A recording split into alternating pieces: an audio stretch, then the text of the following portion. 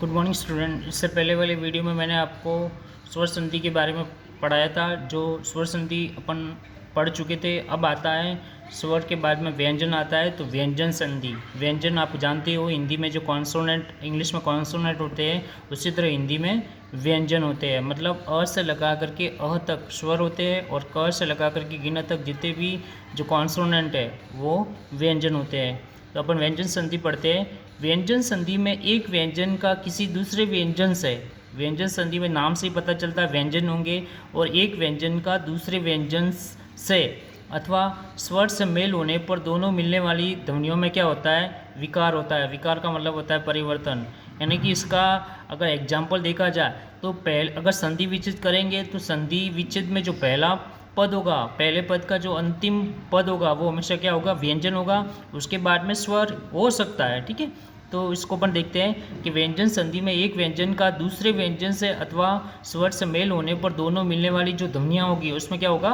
परिवर्तन होगा। अब इसके कुछ 6-7 रूल्स है, उस रूल्स को अपन पढ़ेंगे तो अपने को डिटेल में पता चलेगा। सबसे पहला जो नियम है हम वो पढ़ते हैं कि यदि यदि क, च, ट, त, प ये व्यंजन दिए हुए है, क व्यंजन, च व्यंजन, ट व्यंजन, त और प, यानी कि जो पहले जो जैसे क, ख, ग आता है तो उनके पहले जो वर्ण है वो सब दिए हुए हैं। इन तो यदि क, च, ट, त, प के बाद वर्ग का क्या आएगा? तृतीय। तृतीय मतलब 3 और चतुर्थ मतलब 4 वर्ण आए, क्या आएगा?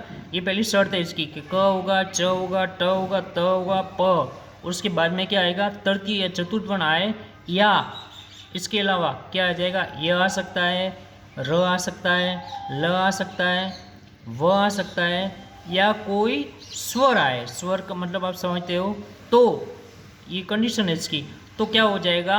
जो क है, क, च, ट, त, प के स्थान पर इनके ही वर्ग का क्या हो जाएगा?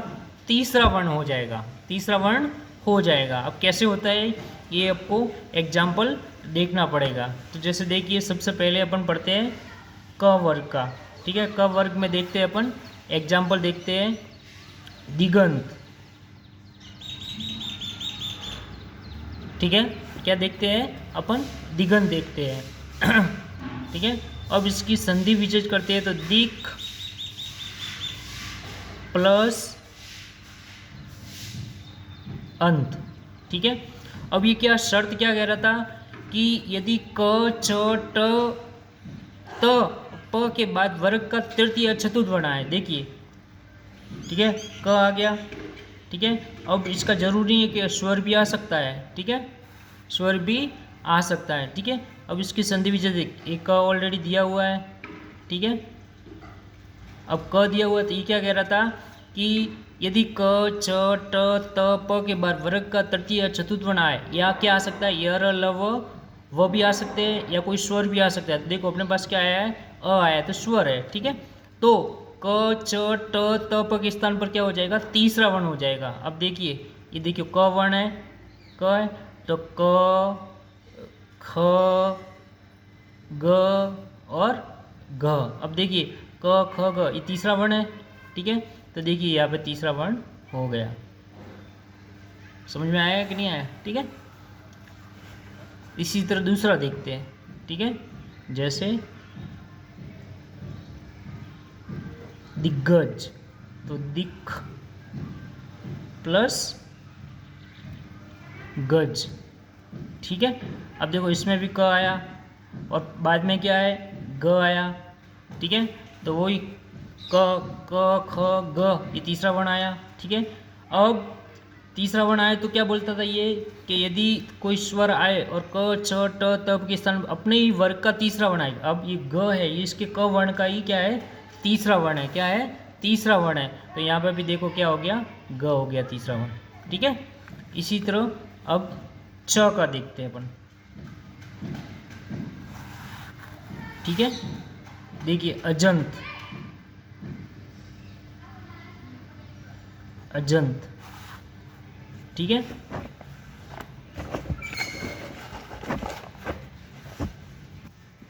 ठीक है। अब देखिए अजंत की अपन संधि विच्छेद करते हैं तो क्या हो जाएगा, अच प्लस क्या हो जाएगा, अंत। ठीक है, अब देखिए च आया है, ठीक है, और पीछे अ आया है, मतलब वही पहला च वर्ण दिया हुआ है, लेकिन बाद का जो वर्ण है वो कैसा है, स्वर है। तो देखिए यहाँ पे भी च ज अंग। अब देखिए च का तीसरा वर्ण क्या है, ज है, तो यहाँ पे ज बन गया तीसरा वर्ण। ठीक है, इसी तरह अपन ट पढ़ लेते हैं। ठीक है, ट में है देखिए षड दर्शन, तो क्या हो जाएगा, शर्ट प्लस दर्शन। अब देखिए पहला ट वर्ण है तो ट आ गया, ठीक है, उसके बाद में क्या है, द है, भिन्न व्यंजन है, ठीक है, ट ठ द ध न, ठीक है, तो ट ठ ड ढ, ठीक है, तो षड दर्शन। ठीक है, देखिए तो अपन ट ठ और ड आ गया ना, ये तीसरा वर्ण। ठीक है, तीसरा वर्ण आ गया, देखिए ट ठ ड ढ, तो ट ठ ड, ये तीसरा वर्ण आ गया। इसी तरह है ट के बाद में है तो में अपन देख लेते हैं अपन सदवाणी। ठीक है, तो सत प्लस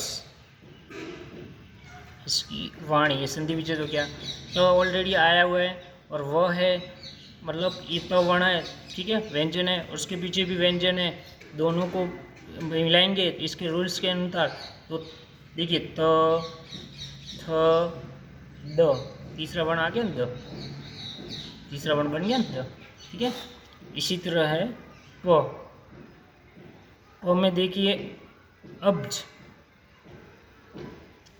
तो क्या संधि हो गई, अप प्लस ईज। ठीक है, तो देखिए प है, ई आया है, ठीक है, अब ये क्या बोल रहा था, देखिए प फ और ब, तीसरा वर्ण बन गया ना, ब। ठीक है, तो ये व्यंजन संधि का जो फर्स्ट रूल्स है उसको हम पढ़ चुके हैं।